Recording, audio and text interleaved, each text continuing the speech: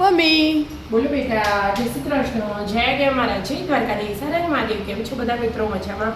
સ્વાગત છે મારા નવા બ્લોગમાં. ઢેબરાની તૈયારી. હા, 2 વાટકી ઘઉંનો લોટ, 1 વાટકી બાજરીનો, અહીંયા મીઠું, ખોળ, ધાણા જીરું, મરચું, હળદર, અજમો, તલ, આદુ, લસણ, મરચાં. સરસ. હવે આમાં એડ કરીશું દહીં. રાત્રે જમાઈ હતું. ઘરનું તાજું તાજું મસ્ત જો. મસ્ત છે.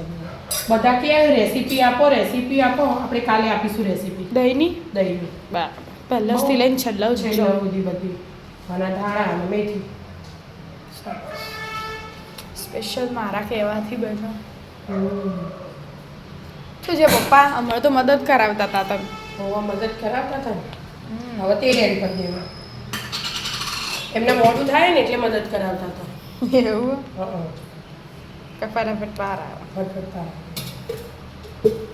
એક ડોકલી તેલ લીધું, દહીં નાખ્યું એટલે ઓછું લઈએ ને તો ચાલો. પાછળ ટૂંફામાં થોડુંક લઈશું આપણે. બરાબર. આ પપ્પા એ અંદર બેઠા.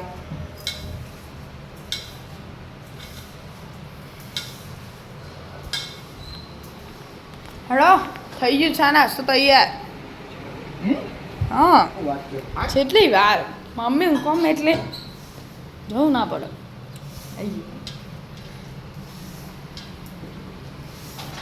લોટ બોધી દીધા લોટ વખતે ના વાટો તે બંધ. હજી હાલ હમણાં આ 5 મિનિટમાં આપી દઉં. જોક જોક લો લાઈટ ઓન બાઈટ ઓન.